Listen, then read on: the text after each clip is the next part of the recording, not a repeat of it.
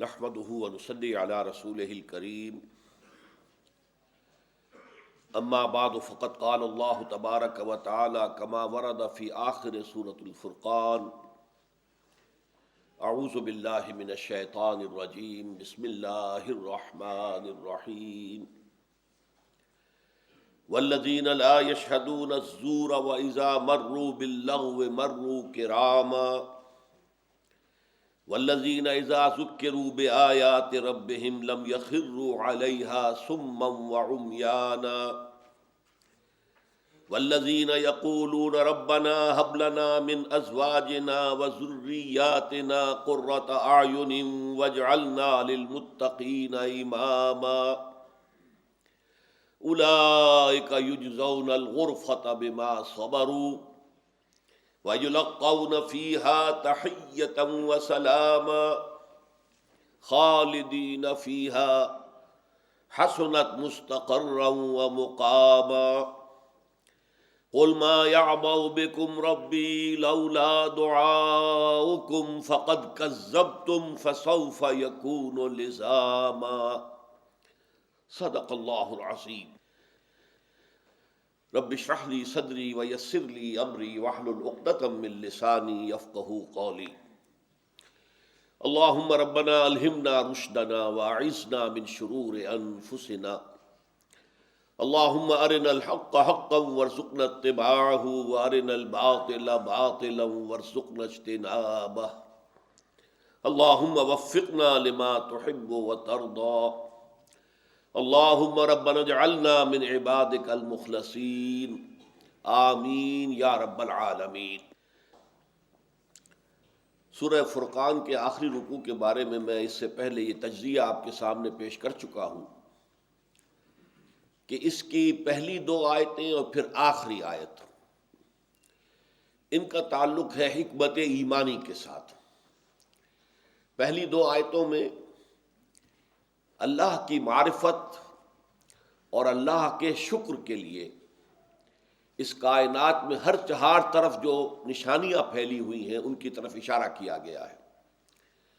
جتنے بھی physical phenomena ہیں یا یہ ساری کریشن ہے، ان میں سے ہر ایک نشانی ہے، اور اس نشانی کے دو پہلو ہیں۔ ایک تو یہ کہ ان کے ذریعے سے اللہ کی معرفت حاصل کی جائے، اس کی قدرت کتنی ہے، اس کا علم کتنا وسیع ہے، اس کی حکمت کتنی مکمل ہے، وعلی ھذا القیاس۔ اور دوسرے یہ کہ اس سے شکر کا جذبہ پیدا ہونا چاہیے، اور یہی شکر کا جذبہ ہے جو پھر عبادت کی شکل اختیار کرتا ہے۔ اس لیے کہ شکر جو ہے، اگر آپ کے ساتھ کسی انسان نے بھلائی کی ہے تو آپ سوچ سکتے ہیں کہ میں بھی کسی وقت اس کے ساتھ بھلائی کروں گا، اللہ مجھے توفیق دے، موقع عنایت کرے تاکہ میں اس کے شکر کا کچھ هل جزاء الاحسان الا الاحسان، بھلائی کا بدلہ کیا ہو سکتا ہے سوائے بھلائی کے۔ لیکن جب وہ شکر ہو کسی ماورائی ہستی کا، فرض کیجئے کہ سورج ہی ہے، اب سورج کا ہم کیا بدلہ چکا سکتے ہیں؟ اس سے جو کچھ ہمیں فیض حاصل ہو رہا ہے، یہ پوری مادی کائنات جو ہماری ہے، یہ پوری زمین، اس کا سارا نظام اس کے ساتھ وابستہ ہے، لیکن ہم کیا شکر ادا کر سکتے ہیں؟ تو یہ شکر جو ہے جذبہ پھر وہ عبادت کی شکل اختیار کرتا ہے، ہاتھ جوڑ کر کھڑے ہو گئے، اس کے لیے دنڈوت کی، اس کے لیے کوئی مندر بنا لیا، کوئی اس طرح کی قوم۔ تو پہلی دو آیتوں میں حکمت ایمانی جو ہم پڑھ چکے ہیں، جو ہمارے اسباق تھے ایمانیات سے متعلق، اس میں وہ باتیں تفصیل سے آئیں، یہاں دو میں ان کا خلاصہ آ گیا۔ آخری آیت جو آج پڑھیں گے انشاءاللہ، اس میں حکمت رسالت کا ذکر ہے۔ رسالت کس لیے، اس کا اصل سبب کیا ہے، کیوں بھیجی گئی، کیوں یہ اللہ نے سلسلہ جاری فرمایا۔ اچھا، اب ان دونوں انتہاؤں کے درمیان، پہلی دو آیتیں آخری آیت، ان کے درمیان جو ہے پانچ آیتوں کے دونوں طرف یہ گروپ ہے جن میں کہ انسانی شخصیت، تعمیر شدہ شخصیت، عباد الرحمن، اللہ کے محبوب بندے، اللہ کے مخلص بندے، جنہیں اللہ اپنا لیتا ہے، اپنا بنا لیتا ہے، ان کے کیا خاص اوصاف ہیں وہ بیان ہوئے۔ پھر ان دونوں کے درمیان ہم نے دیکھا چار آیتوں میں حکمت دین کے دو پہلو آئے ہیں بہت اہم۔ یہ ذرا فرق کیجئے گا، حکمت ایمان، حکمت دین۔ دین ہے وہ نظام، اس نظام کے اعتبار سے سب سے بڑے کبیرہ گناہ کیا ہے وہ معین کیے گئے. سب سے بڑا اکبر الکبائر، کبری الکبائر، سب سے بڑا شرک. اس کے بعد قتل ناحق، انسانی جان لے لینا بغیر کسی سبب کے، بغیر کسی جواز کے. وہ جواز میں آپ کو بتا چکا ہوں 4 ہیں صرف. یا تو قتل کے بدلے قتل، اگر مقتول کے ورثاء جو ہے نہ دیت لینے پر راضی ہیں نہ معاف کرنے کے لیے تیار ہے قاتل کو، تو وہ قتل کیا جائے گا اپنے اس عمل کی وجہ سے کہ جو اس نے کیا کسی کو قتل کر کے. یا پھر زانی شادی شدہ ہے تو اسے قتل کیا جائے گا، اور اس کے قتل کی خاص شکل کیا ہے؟ رجم، پتھر مار مار کر. یا پھر مرتد جو ہوگا، اسلامی ریاست میں کوئی مسلمان اپنا دین اسلام چھوڑ کر کوئی اور مذہب اختیار کر لے تو قتل کیا جائے گا. نمبر 4 کافر قتل کیا جائے گا بشرط کہ وہ حربی ہو، جس کے ساتھ جنگ کا سلسلہ ڈکلیئرڈ. یہ نہیں ہے کہ جہاں جس کافر کو چاہا مار دیا، یہ اس طرح کا معاملہ نہیں ہے، بلکہ یہ کہ جس کے ساتھ وار ڈکلیئرڈ ہے. ان میں بھی بوڑھوں کو، بچوں کو، عورتوں کو قتل کرنے کی اجازت نہیں ہے، بلکہ یہ کہ جو بھی جنگ کی صلاحیت رکھنے والے لوگ ہیں انہیں قتل کیا جائے. اس کے علاوہ قتل کا کوئی شکل جو ہے شریعت اسلامی میں جائز نہیں ہے، اور یہ بھی بہت بڑے گناہوں میں سے ہے، اس لیے کہ اس سے تمدن کی جڑ کٹ جاتی ہے. تیسرا فرمایا ولا یزنون، زنا نہیں کرتے. اس سے در حقیقت انسانی معاشرہ جو ہے وہ متعفن ہو جاتا ہے، سنڈاس بن جاتا ہے. اس معاشرے کے اندر سے خیر ختم ہو جاتا ہے اگر یہ زنا عام ہو جائے. تو یہ 3 ہیں جو سب سے بڑے گناہ ہیں، اور ان کا تعلق در حقیقت جو ایک معاشرہ اسلام پیدا کرنا چاہتا ہے، گویا کہ اس کے حوالے سے یہ بنیادی ہدایات ملی کہ اس معاشرے میں سے ان 3 چیزوں کو تو بڑی ہی محنت کے ساتھ، اہتمام کے ساتھ ایریڈیکیٹ کیا جائے گا. لیکن اس کے بعد پھر حکمت دین کا ایک اور بہت اہم موتی ہم پڑھ چکے، اور وہ ہے توبہ. چاہے یہ گناہ بھی سرزد ہو گئے ہوں انسان سے، اس کے باوجود توبہ کا دروازہ کھلا ہے. اگر انسان حقیقتاً نادم ہو جائے کہ میں غلط کام کیا، میں نے اس پر ندامت ہو، اسے حقیقی ندامت ہو، پشیمانی ہو. اور نمبر 2 یہ کہ وہ عزم کر لے دوبارہ کبھی یہ کام میں نہیں کروں گا، عزم مصمم. اور نمبر 3 یہ کہ جو کام تھا اسے بالفعل بھی چھوڑ دے. یہ نہیں کہ تسبیح رٹتا رہے توبہ کی اور کام جاری رکھے، یہ نہیں. تو یہ 3 شرطیں ہیں حقوق اللہ کے بارے میں، اور حقوق العباد کے بارے میں 4تھی شرط اور ہے، اور وہ یہ ہے کہ جس کا حق مارا ہے، جس پر زیادتی کی ہے، یا تو اس سے معافی حاصل کی جائے، یا یہ ہے کہ اسے کمپنسیٹ کیا جائے، اس کا مال مار لیا تھا واپس کیا جائے. یا فرض کیجئے وہ فوت ہو گیا ہے اور آپ تعین کے ساتھ جانتے بھی نہیں کہ آپ نے کتنا مال اس کا ہضم کیا تھا، تو اس کی طرف سے صدقہ اور خیرات کیجئے. وہ گویا کہ اللہ تعالیٰ کے ہاں اس دعا کے ساتھ، اے اللہ اسے بدل بنا دے، میں یہ صدقہ خیرات کر رہا ہوں، اس کا ثواب اس کو پہنچا دے. تو اس سے گویا کہ کمپنسیشن کی شکل جو ہے ہو سکتی ہے. اور میں نے عرض کیا تھا پچھلی مرتبہ کہ اس توبہ کے معاملے میں جو ٹھوکر کھائی ہے عیسائیوں نے، کہ حضرت آدم سے حضرت حوا سے علیہم السلام جو خطا ہوئی، غلطی ہوئی، اور بہت بڑی غلطی تھی. اللہ کا صریح حکم تھا کہ اس درخت کے قریب نہ بھٹکنا، لیکن یہ کہ انہوں نے اس درخت کا پھل کھا لیا. شیطان کی وسوسہ اندازی، اس نے جو دھوکہ دیا، جس طریقے سے انہیں پھسلایا، وہ کھا بیٹھے. بہت بڑا جرم تھا، کوئی شک نہیں. حرام شے کا ارتکاب کیا، اللہ نے حرام کر دیا تھا. لیکن اس کے لیے بھی فرمایا فَتَلَقَّىٰ آدَمُ مِن رَبِّهِ كَلِمَاتٍ فَتَابَ عَلَيْهِ. آدم نے خود اللہ ہی سے کچھ کلمات سیکھ لیے توبہ کے لیے، یعنی دل میں پشیمانی تو پیدا ہو گئی تھی اور توبہ کرنا چاہتے تھے، لیکن ابھی انہیں معلوم نہیں تھا کہ کن الفاظ میں اللہ کے جناب میں ہم توبہ کریں. وہ الفاظ، کیونکہ اصل مسئلہ جو ہے وہ تو دل کے اندر ندامت کا پیدا ہو جانا ہے. یہ ہے توبہ کی اصل جڑ، اصل بنیاد. یہی وجہ اس موضوع پر علامہ اقبال نے اپنی نوجوانی کے دور میں ایک شعر کہا تھا، جس سے سن کر بڑے بڑے جو اساتذہ تھے، شعراء، وہ پھڑک اٹھے تھے کہ یہ عمر اور یہ شعر، تو معلوم ہوتا ہے کہ تم دنیا میں چمکو گے بہت. وہ شعر کیا تھا؟ موتی سمجھ کے شان کریمی نے چن لیے قطرے جو تھے میرے عرق انفعال کے. انفعال کہتے ہیں شرمندگی. شرمندگی کی وجہ سے میرے پیشانی پر چھوٹے چھوٹے پسینے کے قطرے آ گئے. ہوتا ہے پشیمانی جب ہوتی ہے انسان کو، تو یہ جو پیشانی ہے اس کے اوپر نمی ظاہر ہوتی ہے، اور وہ چھوٹے چھوٹے قطرے تو موتی سمجھ کے شان کریمی نے چن لی ہے. تو میں پچھلی مرتبہ آپ کو حدیثیں سنا چکا ہوں کہ بندے کی توبہ سے اللہ کو کتنی خوشی ہوتی ہے. اس کا اندازہ ان احادیث سے ہو گیا، ان کو دہرانا میں نہیں چاہتا اس وقت. لیکن میں عرض یہ کر رہا تھا کہ جب حضرت آدم اور حوا دونوں میں وہ ندامت پیدا ہو گئی تو پھر اس توبہ کے لیے کلمات جو ہیں وہ خود اللہ نے سکھا دیے، اور وہ سورہ اعراف میں ہے، ربنا ظلمنا انفسنا وان لم تغفر لنا وترحمنا لنکونن من الخاسرین.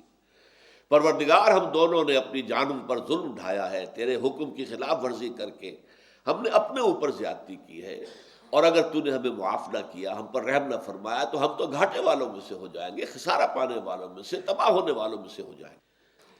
فتلقى آدم من ربه کلمات فتاب علیہ. ان کلمات کے ذریعے سے جو اللہ ہی نے تلقین فرمائے انہوں نے توبہ کی، اور اللہ نے ان کی توبہ کو قبول کر لیا.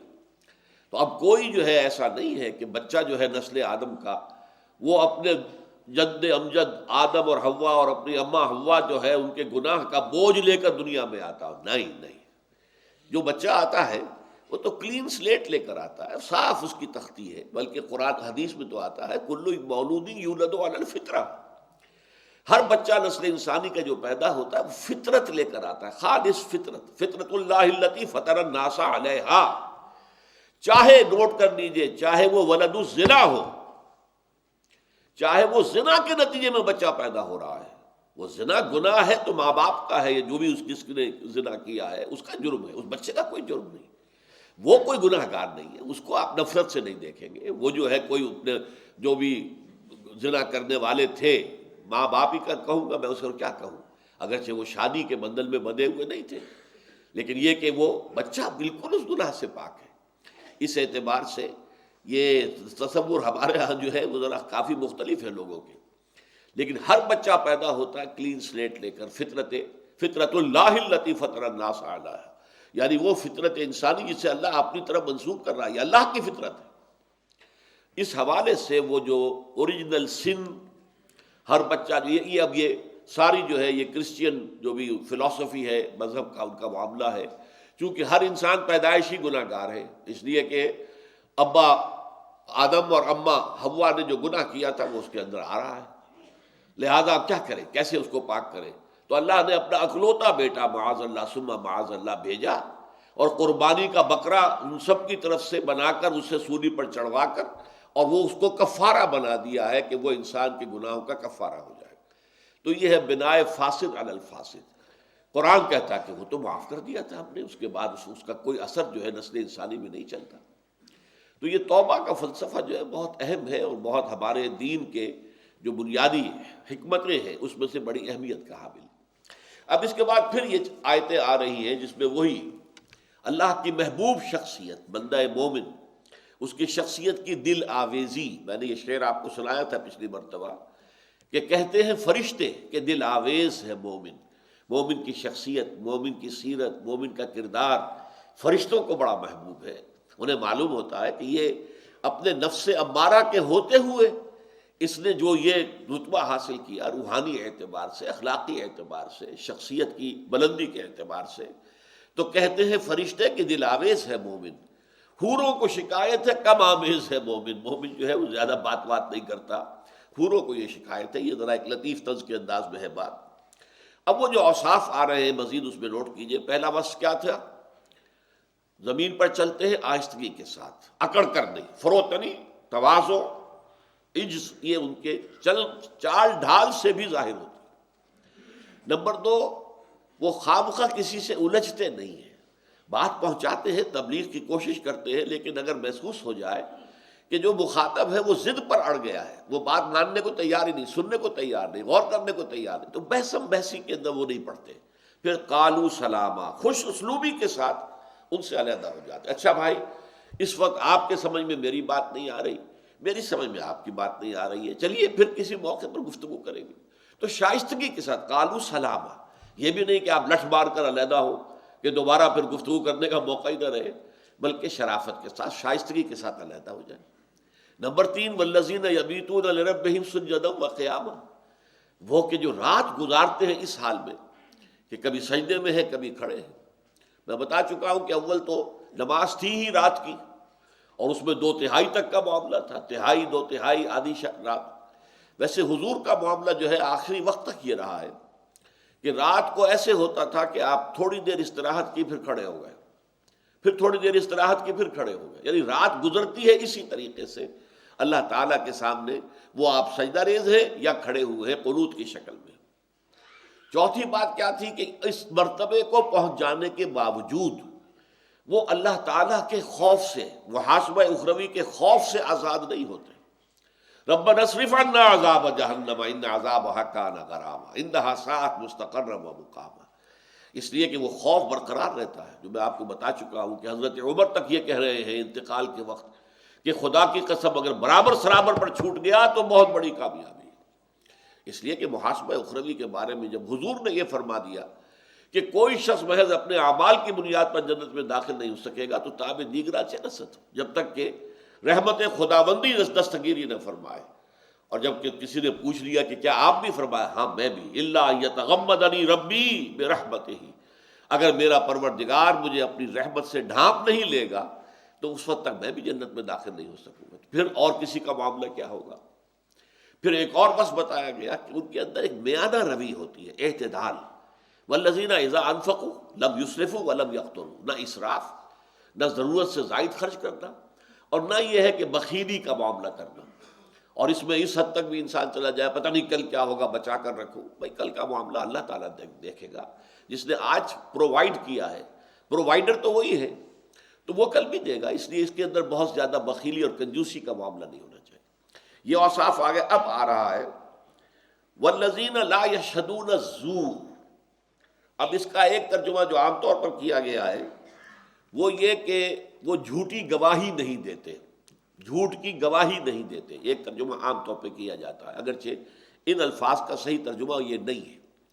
ویسے جھوٹی گواہی بھی بہت بڑے گناہوں میں سے، بہت بڑے گناہوں میں سے، عام طور پر لوگ اسے چھوٹی بات سمجھتے ہیں۔ حضور نے فرمایا عدلت الشہادۃ زور باشراک باللہ، جھوٹی گواہی دینا اللہ کے ساتھ شرک کرنے کے برابر ہے۔ اور وہ شرک وہ جرم ہے، آپ کو معلوم ہے کہ 2 مرتبہ سورہ نساء میں آیا کہ ان اللہ لا یغفر ان یشرک بہ، اللہ اسے ہرگز معاف نہیں کرے گا کہ اس کے ساتھ شرک کیا جائے۔ ویغفر ما دون ذلک لمن یشاء، ہاں اس سے کم تر گناہ جس کو چاہے گا بخش دے گا۔ کھلا لائسنس نہیں ہے کہ لازماً بخش دے گا، نہیں، امید ہو سکتی ہے۔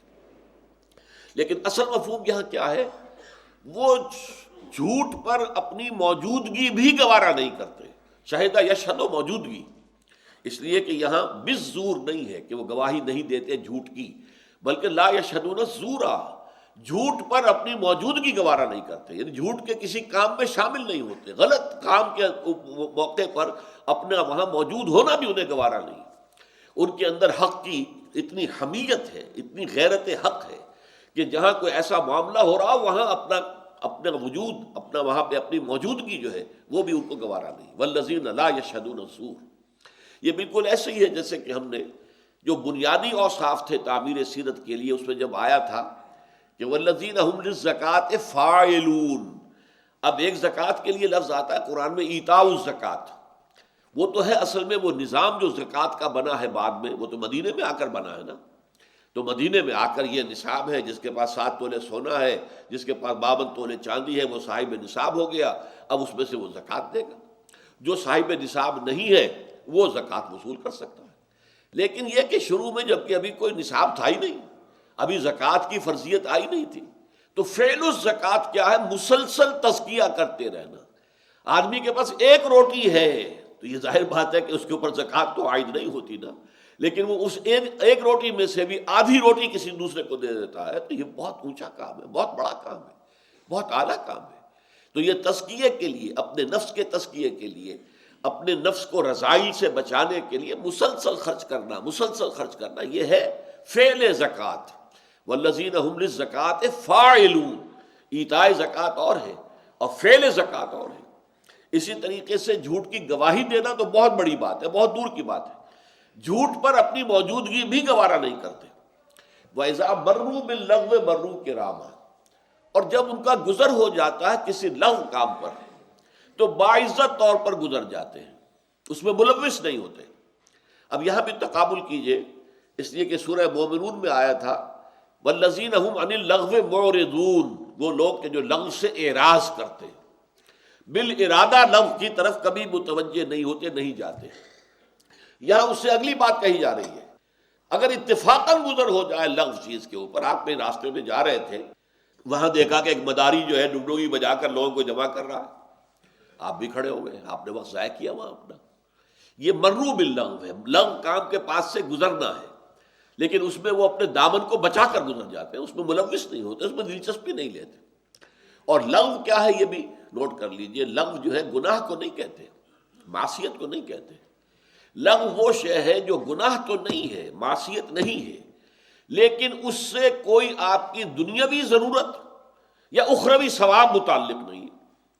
تو یہ وقت ہمارے پاس جو ہے یہ بہت قیمتی شے ہے، اسی وقت سے ہمیں اپنی عاقبت بنانی ہے، اسی کے ذریعے سے جنت حاصل کرنی ہے، اسی میں کچھ کریں گے۔ یہ وقت جو ہے، الوقت سیف قاطع، یہ تو کاٹنے والی تلوار ہے، یہی وقت ہمیں ہلاک بھی کر دیتا ہے، یہی وقت ہے جو اس کی قدر جانتے ہیں۔ اب یا تو اس میں اللہ کا بیٹھ کر ذکر کیا جائے، کوئی قرآن مجید کی تلاوت کی جائے، کچھ اور کیا جائے اگر کوئی اور کام اس وقت آپ کے پاس نہیں ہے، یا پھر دنیاوی ضرورت ہے، آپ کے معاش کی ضرورت ہے، اس میں صرف کیجیے۔ لیکن یہ پیس ٹائم کا جو تصور ہے، ایسے ہی وقت گزاری کرنا، وقت جو ہے آئی ایم کلنگ ٹائم، میں وقت جو اس کو قتل کر رہا ہوں، بس یہ کہ وقت گزاری کے لیے میں یہ کام کر رہا ہوں، نہیں، قطعاً نہیں۔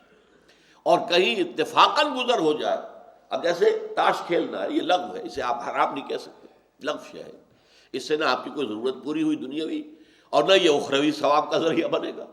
تو وہ لوگ کہ جو خود تو ارادہ کر کے لغو میں شرکت کرنا تو بہت دور کی بات ہے، اس کا تو سوال ہی نہیں، اتفاقاً گزر جائیں، وَإِذَا مَرُّوا بِاللَّغْوِ مَرُّوا كِرَامًا، وہ اپنے دامن کو بچا کر دامن سمیٹتے ہوئے گزر جاتے ہیں، اس میں ملوث نہیں ہوتے، ادھر متوجہ نہیں ہوتے۔ وَالَّذِينَ إِذَا ذُكِّرُوا بِآيَاتِ رَبِّهِمْ لَمْ يَخِرُّوا عَلَيْهَا صُمًّا وَعُمْيَانًا، اور وہ لوگ کہ جب انہیں ان کے رب کے آیات کے ذریعے سے تذکیر کرائی جاتی ہے، یاد دہانی کرائی جاتی ہے، یہ بھی وہی فلسفہ ایمان کی بات ہے، تذکیر، یاد دہانی۔ یہ قرآن کی آیات، یہ بھی آیات ہیں، اور یہ سورج اور چاند اور یہ رات اور دن، یہ بھی آیات ہیں، آیات آفاقیہ، آیات انفسیہ، آیات قرآنیہ، یہ تین آیات ہیں۔ لیکن جب اللہ کی آیات، اللہ کے کلام کے ذریعے سے انہیں تذکیر کی جائے، لم یخروا علیہا صما وعمیانا، تو نہیں گر پڑتے وہ اس پر بہرے اور اندھے ہو کر۔ یہ اصل میں آیت جو ہے اس کے دو رخ ہیں، جیسے تلوار ہوتی ہے دو رخی، ایک تلوار وہ ہے کہ جس میں ایک طرف دھار ہے، ایک دو دھاری تلوار ہوتی ہے، ادھر بھی دھار ادھر بھی دھار۔ اس آیت کے دو مفہوم ہیں، ایک تو یہ کہ یہ ان کافروں پر تعریض کر رہی ہے جو قرآن مجید جب حضور سناتے تھے تو غور نہیں کرتے تھے، اس کو سمجھنے کی کوشش نہیں کرتے تھے، بلکہ اندھے بہرے ہو کر اس کی مخالفت پر ڈٹ جاتے تھے، کہ فکری چست کرتے تھے، کیا ہے جی، ہم بھی کہہ سکتے ہیں یہ بات، ہم چاہیں تو ایسا کلام ہم بھی پیش کر سکتے ہیں۔ یہ انہوں نے کسی سے ڈکٹیشن لے لی ہے اور آ گئے ہم پر دھونس جمانے کے لیے کہ یہ اللہ کا کلام ہے جو مجھ پر نازل ہوا ہے۔ یہ اندھے بہرے ہو کر گر پڑنا مخالفت میں۔ لیکن دوسری تلوار کا اس کا جو دھار، دوسری دھار ہے، وہ کیا ہے؟ اللہ تعالیٰ چاہتا ہے کہ اہل ایمان بھی آیات قرآنیہ پر تدبر کریں۔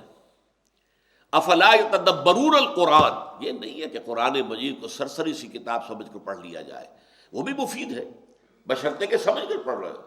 بے سمجھے پڑھنے میں بھی ثواب تو ہو جائے گا کہ آپ نے وقت لگایا ہے، آپ نے اس کے اندر جو ہے اپنی اسی وقت میں آپ کچھ اور کام بھی کر سکتے تھے دنیاوی، لیکن آپ نے بیٹھ کر تلاوت کی ہے تو آپ کا جو وقت لگا ہے اس کی اللہ تعالیٰ قیمت آپ کو دے گا، ثواب ملے گا۔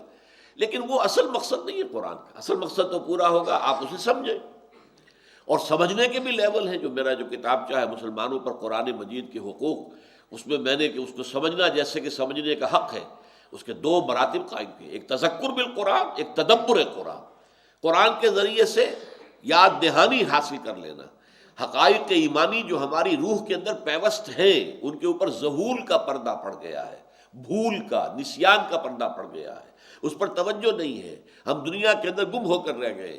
تو یہ آیات جو ہے، آیات آفاقی، آیات انفسی، آیات قرآنی خاص طور پر، یہ در حقیقت اس ذہول کے پردوں کو ہٹا کر اور ہمارے اندر سے وہ ایمان کی شمع کو برآمد کرتے ہیں۔ لیکن جب انہیں یہ دی جاتی ہے تو وہ تدبر کرتے ہیں، غور و فکر کرتے ہیں۔ یہ تدبر قرآن جو ہے، وَتَدَبَّرُوا فِيهِ لَعَلَّكُمْ تُفْلِحُونَ، ایک حدیث بڑی پیاری ہے، یا اہل القرآن اے قرآن والو لا تتوسد القرآن، قرآن کو صرف اپنا تکیہ نہ بنا لینا۔ اب تکیے کے اندر دو مفہوم آ گئے، تکیہ جو ہے پیٹھ کے پیچھے ہوتا ہے، آدمی بیٹھتا ہے تکیہ لگا ہوا ہے، یا تکیہ وہ ہے کہ جس پر جو ہے انسان کوئی اپنے ذہن کے اندر ذہنی طور پر کچھ رکھتا ہے کہ اس سے ہمیں کچھ حاصل ہو جائے گا، میں قرآن والا ہوں، ہم حامل قرآن ہیں۔ ان دونوں چیزوں کا فائدہ نہیں۔ لا تتوسد القرآن، قرآن کو تکیے کی طرح پیچھے نہ پھینک دینا اور صرف اسے ایک زوم کی بنیاد نہ بنا لینا، بلکہ کیا کرنا، وَاتْلُوهُ حَقَّ تِلَاوَتِهِ فِي آنَاءِ اللَّيْلِ وَالنَّهَارِ، دیکھنا اس کی تلاوت کرو جیسا کہ اس کے تلاوت کا حق ہے، دن کے اوقات میں بھی رات کے اوقات میں۔ پھر یہ کہ وَتَغَنَّوْهُ، اسے پڑھو خوش آوازی کے ساتھ، خوش دھانی کے ساتھ، اچھے انداز میں پڑھو۔ اگر اللہ نے اچھی آواز دی ہے، اس آواز کو زین القرآن بِأَصْوَاتِكُمْ، اس قرآن کو مزین کرو اپنی آوازوں کے ذریعے سے۔ نمبر 3 یہ وَتَدَبَّرُوا فِيهِ لَعَلَّكُمْ تُفْلِحُونَ، اس کو اور وفشوہ، اسے پھیلاؤ، عام کرو دنیا کے اندر، چہار دانگے عالم تک اس کا پیغام، اس کا نور پہنچا دو۔ وَتَدَبَّرُوا فِيهِ، اس پر تدبر کرو، غور و فکر کرو اس کی گہرائیوں میں، جو اقبال کہتا ہے کہ قرآن میں ہو غوطہ زن اے مرد مسلمان۔ ظاہر بات ہے سمندر میں غوطہ لگانے والے جو پھر نیچے سے موتی نکال کر لاتے ہیں، سمندر کے اندر تو موتی ہے، لیکن ظاہر بات ہے محروم رہا دولت دریا سے وہ غواص، کرتا نہیں جو صحبت ساحل سے کنارہ، کنارے پر بیٹھے ہوئے تو موتی نہیں ملیں گے تمہیں تو اس میں غوطہ لگانا پڑے گا، گہرائی میں جا کر جو ہے وہاں پر وہ سیپیاں آپ کو ملیں گی جن کے اندر کے موتی ہے۔ تو وہ موتی حاصل کرنے کے لیے محنت کرو، قرآن میں غوطہ زنی کرو۔ والذین اذا ذکروا بآیات ربہم لم یخروا علیہا صما وعمیانا والذین یقولون ربنا ھب لنا من ازواجنا وذریاتنا قرۃ اعین واجعلنا للمتقین اماما، اور وہ لوگ جو کہتے ہیں رب ہمارے ہمیں ہماری بیویوں اور اولاد سے آنکھوں کی ٹھنڈک عطا فرما، یعنی یہ کہ بندہ مومن جو ہے وہ یہی چاہے گا میری بیوی بھی مومنہ ہو، متقیہ ہو، اس کے اندر بھی عبادت کا ذوق ہو، اللہ تعالیٰ کے ساتھ اس کا تعلق ہو، میری اولاد جو ہے وہ بھی اسی راستے پر چلے، وہ بھی مومن مسلم اور متقی بن کر اٹھے۔ تو یہ ان کی خواہش ہے، اور یہ بات بڑی اہم ہے۔ انسان کی اندرونی شخصیت جو ہے اس کا اصل پرتو جو ہے اگر آپ کو دیکھنا ہو تو اس کی اولاد کو دیکھیے کہ اس نے اولاد کو کیا بنانے کی کوشش کی۔ اس لیے کہ ایک آدمی اپنی جگہ پر لبادہ اس نے اوڑھا ہوا ہے بہت تقویٰ کا اور بہت دینداری کا اور بہت روحانیت کا، اور بڑی وہ سنتوں کا، چھوٹی چھوٹی سنتوں کی بھی پیروی کر رہا ہے اہتمام کے ساتھ، لیکن اولاد کو دیکھتے ہیں تو ان کو بالکل بگٹٹ چھوڑا ہوا ہے، وہ صرف دنیا کی تحصیل کے لیے، وہ تعلیم ہے تو ساری اس لیے ہے کہ دنیا میں کوئی انہیں مقام حاصل ہو جائے، معاش کا کوئی عمدہ ذریعہ مل جائے، سٹیٹس بن جائے، اس کے لیے کوئی ان کے اندر کوشش نہیں ہے کہ یہ لوگ اللہ کے مومن متقی مخلص بندے جو ہیں مسلم و مومن بن کر اٹھے، نہیں۔ تو معلوم ہوا کہ ان کا ویلیو سٹرکچر کیا ہے، اصل اقدار جو ہے دل کے اندر اور ذہن کے اندر وہ کیا ہے، وہ در حقیقت وہ اقدار، وہ اپنا جو بھی انہوں نے ڈھونگ رچایا ہوا ہے وہ ہے، حقیقت در حقیقت وہ نہیں ہے ان کے اندر، اس لیے کہ اگر وہ ہوتی تو وہ سب سے زیادہ نمایاں نظر آنی چاہیے تھی ان کی اولاد میں۔ ہاں اولاد میں کوئی ایک جو ہے، اور فرض کیجئے کسی نے کو 5-6 بیٹے دیے ہیں اللہ نے، ان میں سے کوئی ایک جو ہے وہ بگڑ گیا، ٹھیک ہے، ہو سکتا ہے، اس میں کوئی عجیب بات نہیں۔ آپ کو معلوم ہے کہ حضرت نوح علیہ السلام کے 4 بیٹے تھے، 3 بیٹے ان پر ایمان لائے، ان کے ساتھ تھے، حضرت سام، حضرت حام، حضرت یافس۔ چوتھا بیٹا جو تھا کنعان، وہ کافر رہا، مشرک رہا، وہ غرق ہوا، ان کی نگاہوں کے سامنے غرق ہوا۔ یہ ہو سکتا ہے، لیکن 3 بیٹے تو تھے نا، اور ان کے ساتھ تھے، اللہ نے ان کو اپنے باپ کے نقش قدم پر چلنے کی توفیق دی تھی۔ پھر دنیا میں ایسی عظیم ہستیاں بھی گزری ہیں، میں تو حیران ہوتا ہوں، اللہ تعالیٰ کا فضل و کرم کسی پر ہوتا ہے تو کتنا ہوتا ہے، بے حد و حساب۔ آپ کو معلوم ہے کہ امام ربانی حضرت مجدد الفسانی رحمۃ اللہ علیہ کے 4 بیٹے تھے، چاروں اسی راستے پر جو باپ کا راستہ تھا اس کے اوپر ہر ایک چمکا ہے، وہ ہدایت کا ایک مینارہ بنا ہے، کوئی بھی جو ہے ان میں سے کسی دوسری طرف کسی غلط راستے پر پڑنے والا نہیں تھا۔ اسی طرح مجدد 12ویں صدی کے، یہ 11ویں صدی کے مجدد تھے، مجدد الفسانی، دوسرا 1000 سال شروع ہوا تو پہلے اس دوسرے 1000 سال میں پہلے آئی 11ویں صدی، تو 11ویں صدی کے مجدد ہیں حضرت احمد سرہندی رحمۃ اللہ علیہ، 12ویں صدی کے مجدد حضرت شاہ ولی اللہ دہلوی رحمۃ اللہ علیہ، ان کو بھی اللہ نے 4 بیٹے دیے۔ اور ان میں سے 3 جو ہیں وہ تو ایسے چمکے ہیں. شاہ عبد العزیز تفسیر عزیزی لکھی انہوں نے، اور بہت بڑا مدرسہ ان کا تھا شاہ عبد العزیز کا، جس سے کہ وہ دین کی تعلیمات پھیلا رہے تھے. شاہ عبد القادر نے قرآن مجید کا بامحاورہ ترجمہ کیا. آج تک موسٹ اوتھینٹک ترجمہ وہی ہے. 100 سال کے بعد حضرت شیخ الہند نے اس ترجمے کو، صرف یہ کہ 100 سال میں اردو زبان کا محاورہ بدل گیا تھا، تو اس بدلے ہوئے محاورے کے اعتبار سے کوئی تبدیلیاں کی ہیں، ورنہ صاف لکھا ہے انہوں نے کہ یہ ترجمہ وہی ہے جو شاہ عبد القادر نے کیا تھا. تیسرے بیٹے شاہ رفیع الدین، انہوں نے لفظی ترجمہ کیا. چوتھے بیٹے نوجوانی میں فوت ہو گئے تھے، لیکن وہ چونکہ زیادہ چمک نہیں سکے علم کی دنیا میں، روحانیت کے میدان میں، دین کے میدان میں، اس کی کسر اللہ نے پوری کر دی. کسر کا جبر کر دیا کیا کہ ان کے بیٹے تھے شاہ اسماعیل شہید رحمۃ اللہ علیہ، وہ ایک مجاہد کی شکل میں اور بہت بڑے عالم. تو یہ گھرانہ ہے. تو یہ ہے در حقیقت اندرونی شخصیت کا ظہور، کہ اگر کسی کے اندر آپ جھانکنا چاہیں تو اس کی اولاد کو دیکھیے. یہ ہے در حقیقت اس کا باطن. والذین یقولون ربنا ھب لنا من ازواجنا وذریاتنا قرۃ اعین واجعلنا للمتقین اماما، اور ہمیں متقیوں کا امام بنا. اب اس کا بھی ایک عام ترجمہ یہ کر دیا جاتا ہے گویا کہ یہ امامت طلب کر رہے ہیں. امامت کی طلب نہیں ہے یہاں، یہ نیچرلی ہم جن کے امام ہیں، باپ کے پیچھے بیٹے آ رہے ہیں نا، تو بیٹوں کا امام ہے باپ. اور قیامت کے دن بھی یہ ہوگا جب ہم اٹھیں گے بعد سے بعد الموت میں، تو ہمارے آگے ہمارے دادا جا رہے ہوں گے، والد جا رہے ہوں گے، پھر میں جا رہا ہوں گا، پھر میرے بیٹے آ رہے ہوں گے. یہ ہے اسی معاملہ ہوگا. تو وہ ہمیں اے رب جن کے ہم امام ہیں، جن کو تو نے ہمارے چارج میں دے دیا ہے، جیسے کہ فرمایا ہے اللہ تعالیٰ نے کہ ہر شخص جو ہے وہ مسئول ہے. کلکم مسئول عن رعیتہ، کلکم راعٍ و مسئول عن رعیتہ. تم میں سے ہر شخص کی حیثیت ایک چرواہے کی ہے. جیسے چرواہے کے چارج میں بھیڑیں ہیں، بکریاں ہیں، تو ظاہر بات ہے کہ وہ ذمہ دار ہے. وہ صبح لے گیا ہے گھروں میں سے نکال کر بکریاں اور بھیڑیں، تو شام کو ہر ایک آدمی کو اس کی بھیڑیں اور بکریاں پہنچانا اس کی ذمہ داری ہے. بھیڑ اگر کہیں گم ہو گئی ہے تو ظاہر بات ہے کہ وہ مسئول ہوگا، کہاں گئی بھیڑ میری. اسی طریقے سے اللہ تعالیٰ نے ہر انسان کو بنایا ہے چرواہا. اللہ نے اس کو دیے ہیں بیٹے، دیے ہیں بیٹیاں دی ہیں. ان کو کس طرح اٹھاتا ہے، وہ کیسی تربیت کرتا ہے، ان کی اسے تعلیم کیسی دیتا ہے، انہیں ان کے سامنے کون سے راستے کھولتا ہے. یہ مضمون آگے چل کر سورہ تحریم میں آئے گا جو ہمارا اگلا سبق ہے. فرمایا گیا کہ یا ایھا الذین آمنوا قوا انفسکم واہلیکم نارا، بچاؤ اپنے اہل و عیال کو آگ سے. تو جب قیامت میں کھڑے ہوں ہم اور چل رہے ہوں، تو ہمارے پیچھے بھی جو آ رہے ہیں وہ متقی ہو، اللہ کے بندے ہو، اللہ کے دین کے خادم چلے آ رہے ہوں. یہ نہ ہو کہ ہم آگے چل رہے ہیں، ہمارے پیچھے جو آ رہے ہیں وہ فاسق و فاجر ہیں، انہوں نے بہت غلط جو ہے کام دنیا میں کیے. تو وجعلنا للمتقین اماما، ہمیں متقیوں کا امام بنا. یہاں آپ ترجمہ کرتے ہوئے ہمیں متقیوں کا امام بنا نہیں، امام کے اوپر ایمفسائز نہ کیجیے، ہمیں متقیوں کا امام بنا، یعنی جو ہماری امامت میں ہیں، ہمارے چارج میں ہیں، جن کے ہم فطری امام ہیں، انہیں متقی بنا دیں. اولئک یجزون الغرفۃ بما صبروا، یہ وہ لوگ ہیں کہ جن کو بالا خانے عطا کیے جائیں گے ان کے صبر کے عوض. اب یہاں دیکھیے ایک لفظ آیا، بالا خانہ جنت کے اندر اونچے ہوں گے. غرفم جو قرآن مجید میں آیا مبنیتن، یہ تو یہ کہ جیسے اب اسکائی اسکریپرز آپ کو یہاں نظر آ رہی ہے اور بڑی بڑی عمارتیں، جنت میں بھی اس طرح کا معاملہ ہوگا، اونچے درجے، اس سے کمتر درجے، اس سے کمتر درجے. تو انہیں بالا خانے ملیں گے، اوپر کے درجے جو ہیں ان کو الاٹ کیے جائیں گے. اولئک یجزون الغرفۃ بما صبروا، اس پوری شخصیت و کردار کے لیے ایک لفظ استعمال کیا، صبر کیا انہوں نے. یہ بہت ہی جامع لفظ ہے صبر، اس لیے کہ صبر کی 4 قسمیں تو یہ ہیں. صبر علی الطاعہ، اطاعت پر صبر کرنا.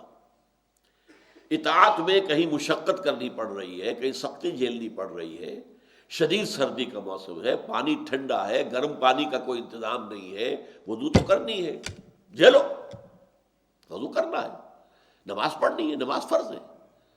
اگر کوئی غسل کی ضرورت ہے غسل کرنا پڑے گا. تو یہ سختی ہے، یہ جھیلنا ہے، اس کو صبر کرنا ہے طاعت پر، اطاعت پر. صبر عن المعصیہ، گناہ سے اپنے آپ کو روکنا، یہ بھی صبر ہے. ایک موقع آپ کو مل گیا ہے ایک غلط کام میں، جیسے کہ ایک حدیث میں آتا ہے کہ وہ 7 لوگ کہ جنہیں اللہ تعالیٰ خاص اپنے عرش کے سائے کے تلے جگہ دیں گے قیامت کے دن، ان میں سے ایک وہ بھی ہے کہ جس سے کوئی عورت جو ہے وہ صاحب حسب و نسب ہے، خوبصورت ہے، وہ دعوت دیتی ہے گناہ کی، اور وہ کہتا ہے انی اخاف اللہ، میں اللہ تعالیٰ کا خوف کرتا ہوں، میں تمہاری اس دعوت گناہ کو میں قبول نہیں کر سکتا، جیسے کہ حضرت یوسف علیہ السلام نے کیا۔ آپ کو معلوم ہے جو کچھ زلیخا نے کیا تھا اور جس قدر اس نے اہتمام کیا تھا، اس کے باوجود اللہ تعالیٰ نے اگرچہ بشری جو تقاضا ہے، بر بنائے بشریت ان کے اندر بھی ایک جذبہ پیدا ہوا، وَلَقَدْ ہَمَّتْ بِهِ وَهَمَّ بِهَا لَوْلَا أَن رَأَىٰ بُرْهَانَ رَبِّهِ، لیکن اللہ تعالیٰ کی کوئی خاص برہان اس وقت اللہ نے انہیں دکھائی اور وہ بچ گئے۔ اسی طریقے سے اگر کسی کو ایک ایسی عورت دعوت گناہ دیتی ہے اور وہ رک جاتا ہے انی اخاف اللہ، تو یہ ان 7 لوگوں میں سے ہوگا یا 7 قسم کے لوگوں میں سے ہوگا جسے اللہ تعالیٰ قیامت کے دن، جس دن کوئی سایہ نہیں ہوگا، یوم لا ظل الا ظلہ، اس کے سوا کوئی سایہ ہوگا ہی نہیں، اس اپنے سائے کے تلے ان کو جگہ دیں گے۔ تو یہ ہے صبر عن المعصیہ۔ کوئی سرکاری ملازم ہے، اسے رشوت پیش کی جا رہی ہے، ہو سکتا ہے کہ اس وقت کیفیت بھی ایسی ہو کہ کوئی بہت اہم کام رکا ہوا، پیسہ نہیں ہے، تو اس وقت کتنی ٹیمپٹیشن ہوگی کہ آ رہا ہے لے لو پیسہ، لیکن نہیں، رک جانا، تھام لینا۔ صبر کے معنی اپنے آپ کو روک لینا، تھام لینا۔ پھر ایک صبر ہے تعالیٰ بلائن، مصیبت پر صبر، اللہ کی طرف سے امتحان کے طور پر آئی ہے، یا آپ کے کسی گناہ کا کفارہ کرنے کے لیے اللہ نے آپ پر کوئی مصیبت ڈال دی ہے، تو بلا جو ہے، ابتلا اور بلا، اللہ کی طرف سے امتحان اور آزمائش، تکلیف، مصیبت۔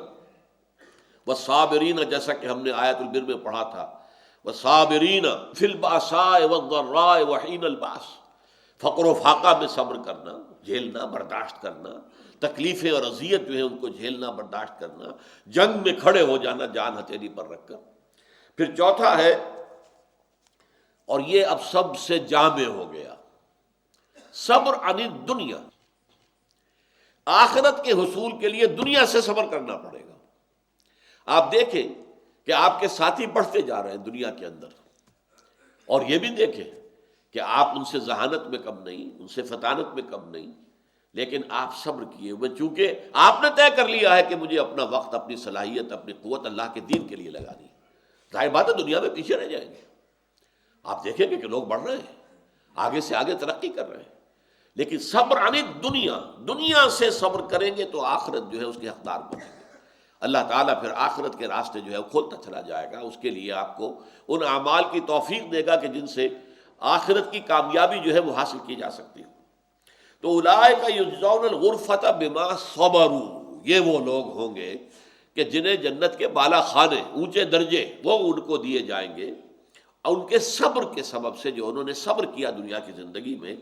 وَيُلَقَّوْنَ فِيهَا تَحِيَّةً وَسَلَامًا، اور جنت میں ان بالا خانوں میں ان کا استقبال ہوگا، انہیں ہاتھوں ہاتھ لیا جائے گا، ان کے لیے استقبال ہو رہا ہوگا، انہیں سلام کرتے ہوئے جنت کے فرشتے، سلام علیکم طبتم فادخلوها خالدین، سلامتی ہو آپ پر، آپ بڑے پاکیزہ لوگ ہیں، بہت اچھے لوگ ہیں، آپ آئیے، دروازے کھلے ہوئے ہیں۔ وسیق الذین اتقوا ربهم الی الجنۃ زمرا حتی اذا جاؤوها وفتحت ابوابها وقال لهم خزنتها سلام علیکم طبتم فادخلوها خالدین، اب آئیے اس میں داخل ہو جائیے ہمیشہ رہنے کے لیے۔ یلقون فیہا تحیۃ وسلاما، انہیں دعائیں دیں گے اور سلام جو ہے ان کو کریں گے، ان کا استقبال کریں گے۔ خالدین فیہا، اور وہ اس میں رہیں گے ہمیشہ ہمیشہ ہمیشہ ہمیشہ ہمیشہ ہمیشہ۔ حسنت مستقرا و مقاما، اس کی میں وضاحت شروع میں کر چکا ہوں پچھلے درس میں کہ یہ مقام ایسا ہے قرآن مجید کا کہ سائملٹینیس کنٹراسٹ کے لیے الفاظ لائے گئے ہیں کہ جہنم اتنی بری جگہ ہے کہ ایک لمحے کے لیے بھی داخل ہوگے تو اس کی پوری سختی جو ہے، درختگی تم پر واضح ہو جائے گی، اور ہمیشہ رہنا تو توبہ ہی توبہ، توبہ ہی توبہ، اللہ تعالیٰ بچائے۔ اور جنت اتنی اچھی جگہ ہے کہ تھوڑی دیر کے لیے بھی جاؤ گے تو بڑا خوشنما لگے گا، بڑا عمدہ منظر ہے، اور وہاں رہو گے مستقل، تب بھی اس کی دلچسپیوں میں، اس کی رعنائیوں میں کوئی کمی نہیں آئے گی۔ یہ نہیں ہوگا کہ دل اب اچاٹ ہو گیا جی۔ اب آپ دنیا میں تصور کرتے ہیں تو کشمیر زمین پر جنت ہے، لیکن جو لوگ وہاں رہتے ہیں ان سے پوچھئے وہ جنت ہے یا کیا ہے، ان کو وہاں کے مسائل زیادہ نظر آتے ہیں، برف باریاں نظر آتی ہیں۔ جو صورت حال تکلیف ہوتی ہے پہاڑوں کے اندر پانی کے حصول میں، اس کا آپ اندازہ کیجیے۔ تو اس حوالے سے اچھی سے اچھی جگہ سوئٹزرلینڈ ہو، کشمیر ہو، وہاں مستقل آپ کو رہنا پڑے تو پھر اس میں کوئی حسن نہیں رہے گا، پھر آدمی کا دل اکتا جائے گا۔ لیکن جنت ایسی جگہ ہے، حسنت مستقرا و مقاما۔ جہنم کے بارے میں فرمایا سات مستقرا و مقاما، بہت بری جگہ ہے، مستقل جائے قرار ہونے کے اعتبار سے بھی اور تھوڑے سے قیام کے لیے بھی۔ اور یہ جنت جو ہے بہترین مقام ہے، مستقر کے اعتبار سے بھی، ہمیشہ رہنے کے لیے بھی اور تھوڑے سے قیام کے لیے بھی۔ قل ما یعبأ بکم ربی لولا دعاؤکم، کہہ دیجئے اے نبی، یہ میں نے عرض کیا تھا آخری آیت، یہ حکمت رسالت سے متعلق ہے۔ قل ما یعبأ بکم ربی لولا دعاؤکم، اے نبی ان سے کہہ دیجئے، ان کافروں سے جو آپ کی باتوں سے اعراض کر رہے ہیں، اندھے بہرے ہو کر اعتراضات کرنے پر تل جاتے ہیں، استہزاء کرتے ہیں، تمسخر کرتے ہیں، ہوٹنگ کرتے ہیں، مذاق اڑاتے ہیں رب کا، ان سے کہہ دیجئے کہ میرے رب کو تمہاری کوئی پرواہ نہیں ہے۔ کیا پرواہ ہے میرے رب کو تمہاری؟ کوئی پرواہ نہیں۔ یہ جو میں اللہ کا رسول ہو کر اور تمہارے پیچھے پیچھے پھر رہا ہوں اور تمہیں جو ہے تمہارے دروازوں پر جا کر دستک دے رہا ہوں، تمہیں گلیوں کے اندر پھر کر دعوت دے رہا ہوں، جس طرح میں نے اپنی جان کو ہلکان کیا ہوا ہے، سوچو نہ میری غرض تم سے وابستہ ہے، نہ اللہ کا کوئی کام تم سے وابستہ ہے۔